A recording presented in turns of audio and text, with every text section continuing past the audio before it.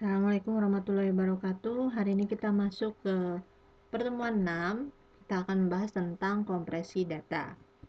Nah, seperti kita ketahui kemarin yang kita bahas adalah tentang multimedia, di mana multimedia itu biasanya membutuhkan tempat yang besar ya untuk penyimpanannya, baik itu berupa video, audio, ya, ataupun teks dan juga gambar. Nah, karena membutuhkan tempat yang besar, maka kita perlu yang namanya kompresi data.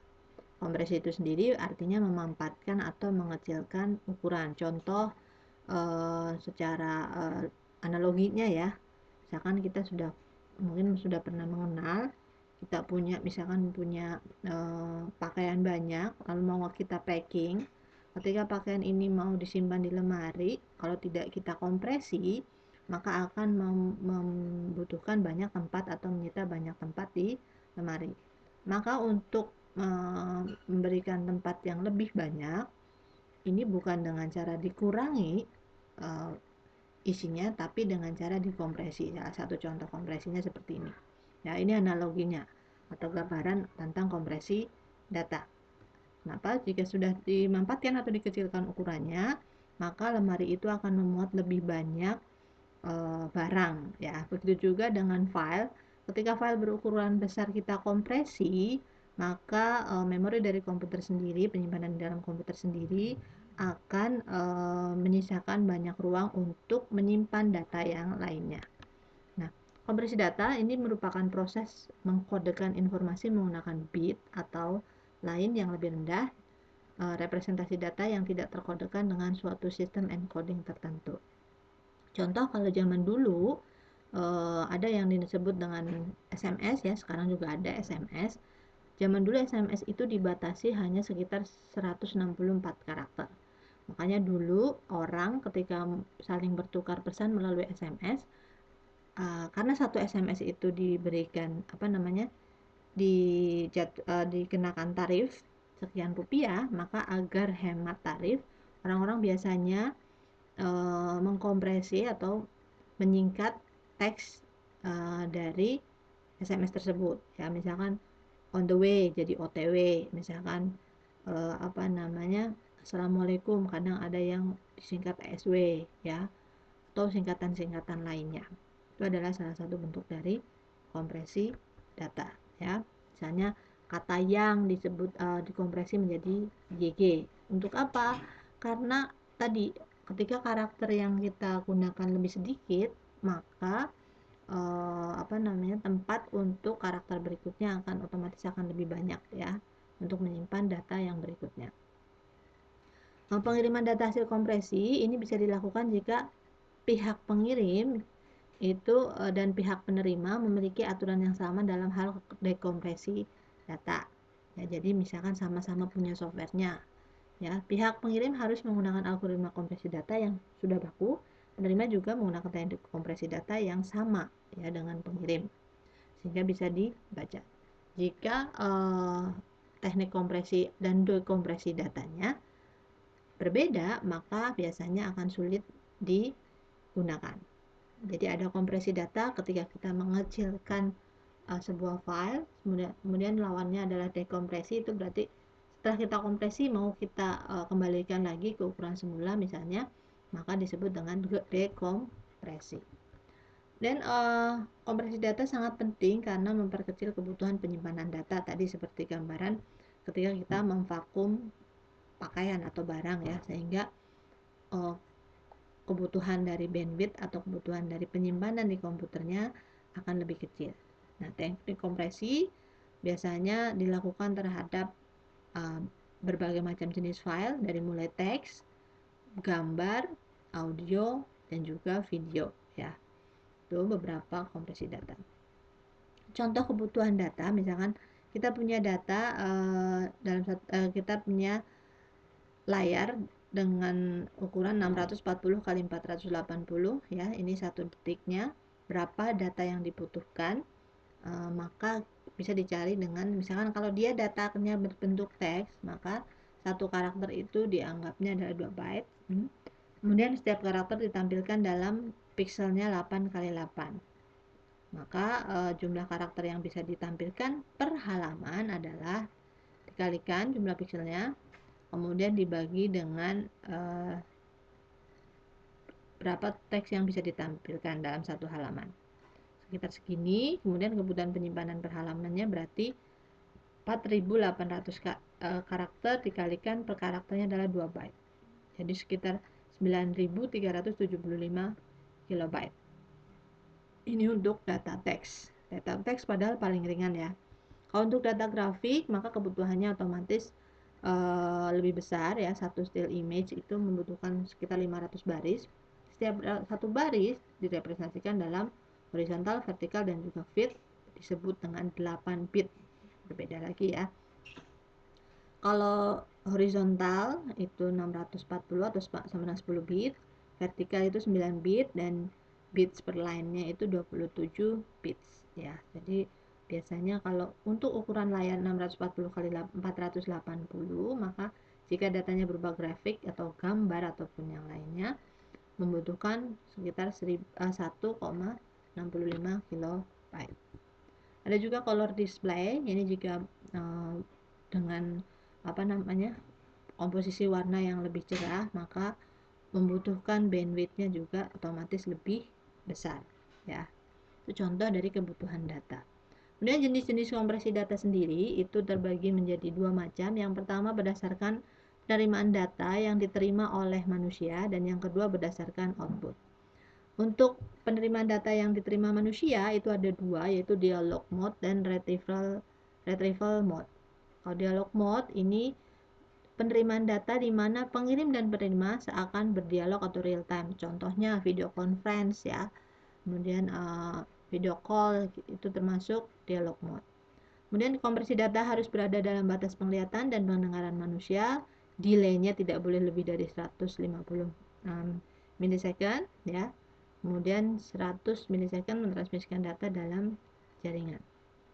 Jadi delay-nya tidak boleh terlalu banyak ketika dia melakukan konversi data dialog mode. Kemudian retrieval mode ini lebih mudah, jadi proses penerimaan datanya tidak dilakukan secara real time. Contoh, ketika ibu minta kalian untuk menonton YouTube misalnya ya, materinya ada di YouTube, itu berarti termasuk retrieval mode. Bisa di fast forward dan fast rewind di klien. Misalkan kalian bisa, saya kurang paham yang menit kesekian, kalian bisa ulangi lagi, fast rewind, atau kalian mau lompat ke menit terakhir, berarti bisa fast forward ya. Bisa dilakukan random access terhadap data dan juga bisa bersifat interaktif ya. Ini untuk kompresi data berdasarkan penerimaan data yang diterima oleh manusia. Kemudian kompresi data berdasarkan output itu ada dua, lossy data dan yang kedua adalah lossless data. Lossy data compression ini adalah teknik di mana data hasil kompresinya tidak sama dengan data sebelumnya ya, namun sudah cukup untuk digunakan. Kemudian jadi misalkan tadinya filenya itu berupa MP4 misalkan, kemudian ketika dikompresi berubah menjadi MP3 misalnya. Kelebihannya ukuran file lebih kecil dibandingkan lossless, namun masih tetap memenuhi syarat untuk digunakan. Teknik ini membuang bagian-bagian data yang sebenarnya tidak begitu berguna ya, tidak begitu terlihat oleh manusia, sehingga manusia bisa beranggapan bahwa data tersebut masih bisa digunakan walaupun sudah dikompresi. Contoh, terdapat image asli ukurannya 12.249, kemudian dikompresi, ukurannya mungkin di kompresinya kualitasnya 30 ya, lebih kecil, dan rasio kompresinya sekitar 15%. Jadi tadinya turun dari 12.000 menjadi 1.869. Mungkin gambarnya agak sedikit pecah tapi masih bisa dilihat. Dan lossless data compression ini teknik di mana data hasil kompresi bisa didekompres lagi dan hasilnya sama seperti yang sebelumnya. Contoh, kalian punya satu folder, di situ isi 100 file, kemudian kalian zip foldernya. Ketika di zip ya, kemudian kalian mau buka lagi hasil zipnya, maka ketika dibuka masih utuh sama 100 file dalam folder tersebut dan tidak berkurang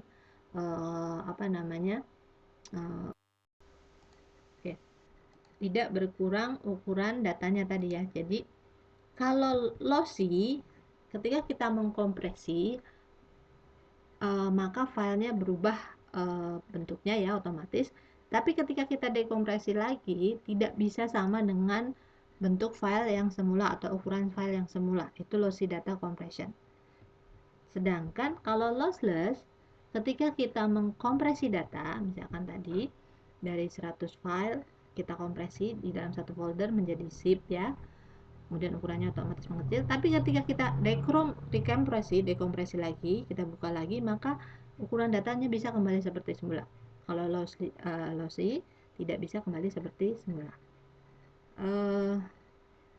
Teknik ini bisa digunakan untuk data setelah dikompresi harus dapat diekstrak atau dikompres lagi tepat sama. Jadi sama persis ya, tidak mengalami perubahan ukuran. Nah, kriteria algoritma dan juga aplikasi kompresi data itu bisa dilihat dari yang pertama kualitas data hasil encodingnya, ukurannya lebih kecil, datanya tidak rusak, dan untuk kompresi ini tidak rusak, ini untuk kompresi lossy ya. Tadi misalnya gambar kita kompresi, apakah datanya menjadi pecah misalnya, kalau pecah berarti dia termasuknya kualitasnya tidak bagus ya. Kemudian kecepatan, rasio, dan efisiensi proses kompresi dan dekompresi, apakah lebih cepat atau tidak. Kemudian ketepatan proses dekompresi data, ketika kita dekompresi atau kita kembalikan seperti semula, apakah tepat sama dengan data sebelumnya ya. Ini untuk kompresi lossless. Ini adalah kriterianya untuk aplikasi kompresi data. Kemudian klasifikasi teknik kompresi sendiri itu ada 3, yaitu entropy encoding, source coding, dan hybrid coding. Kalau entropy coding bersifat lossless, ya, tekniknya tidak berdasarkan media dengan spesifikasi dan karakteristik tertentu, namun berdasarkan urutan data. Kemudian dia adalah statistical encoding, tidak memperhatikan semantik data. Ya, contohnya adalah Landau coding, Huffman coding, arithmetic coding. Sedangkan source coding ini biasanya bersifat lossy, berkaitan dengan data semantik atau arti data dan medianya. Contohnya ada prediction, transformation, layer coding, dan lain sebagainya. Sedangkan kalau hybrid coding berarti adalah keduanya, bersifat lossy dan juga lossless. Kemudian contoh-contoh teknik kompresi teks itu ada, kita akan bahas 5, run length encoding, static Huffman coding, Shannon-Fano algorithm, dan adaptive human coding, dan juga algoritma Lambertsev-Wells. Ya. Ini run length encoding, kompresi data ini dilakukan jika ada beberapa huruf yang sama yang ditampilkan berturut-turut. Contohnya seperti ini. ABCC-nya sudah berulang kali ya, misalkan maka kita bisa kompresi data. Ini membutuhkan 17 karakter. Lalu ketika kita misalkan yang ini ada 13 karakter ya. Ini bisa menggunakan flag bilangan negatif untuk menandai batas sebanyak jumlah karakter tersebut. Nah, contoh seperti ini, original size-nya sebesar 10.000, kemudian kompresi size-nya 10.100 ya.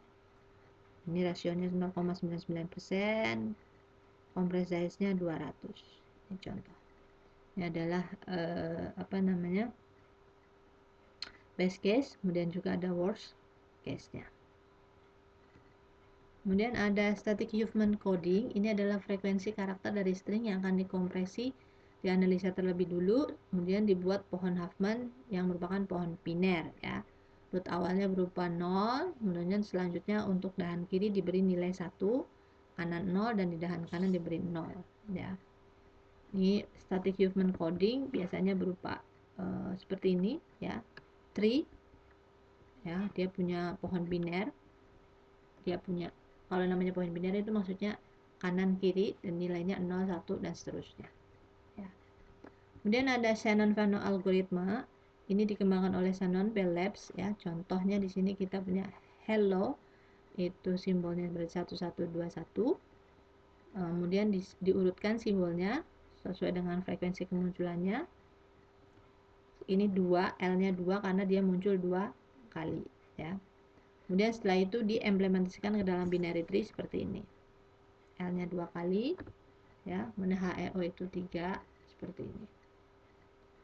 Kompresi data. Untuk praktek timnya sebenarnya kalian tidak perlu memahami secara detail, tapi cukup membahas maksudnya pengertian dari teknik kompresi data teks yang ini ya. Dan yang berikutnya adalah adaptive human coding. Ini adalah mengharuskan kalau tadi SHC itu mengetahui terlebih dulu frekuensi ya. Sedangkan adaptive human coding itu pengembangan dari SHC di mana proses penghitungan frekuensi karakter dan pembuatan Hoffman-nya itu dinamis. SHC itu maksudnya adalah static human coding yang tadi di awal ya, nomor 2. Kemudian berikutnya di metode human coding ini adalah kompresi yang bersifat lossless ya, jadi bisa dikembalikan seperti semula, dibuat oleh David E. Huffman tahun 1952. Kemudian yang berikutnya adalah dictionary based coding. Algoritma Lempel-Wells ini menggunakan teknik adaptif yang berbasiskan kamus ya. Ini dikembangkan Jacob Schiff dan Abraham Lempel tahun 1977. Nah, ini kurang lebih seperti ini. Nah, kemudian ada aplikasi kompresi yang mungkin sering kalian gunakan. Yang pertama adalah zip file format ya, untuk zip, berekstensi zip ya. Ini berarti yang lossless tadi, karena bisa ketika sudah di zip mau kita dekompresi itu hasilnya bisa sama seperti sebelumnya ya. Metode zip adalah shrinking, ini metode variasi dari LSW, reducing, kemudian imploding dan deflate ya. Kemudian untuk berikutnya ada juga rar file, ini yang lebih baru daripada zip ya. Rar file yang merupakan singkatan dari Rosal Archive ya, pada 10 Maret di Rusia. Ini ditemukan oleh Rosal Archive. Ekstensinya .rar ya. Proses kompresi lebih lambat dari zip, tapi ukuran filenya, hasil kompresinya lebih kecil ya. Aplikasi WinRAR bisa menangani RAR dan juga zip. Jadi kalau kalian download zip, dia tidak bisa membuat RAR, tapi kalau download WinRAR dia bisa membuat RAR dan juga zip. Nah, itu adalah contoh 2 aplikasi kompresi yang biasa atau mungkin sudah pernah kalian gunakan. Oke. Untuk kompresi data, Ibu cukupkan pembahasannya sampai sini. Assalamualaikum warahmatullahi wabarakatuh.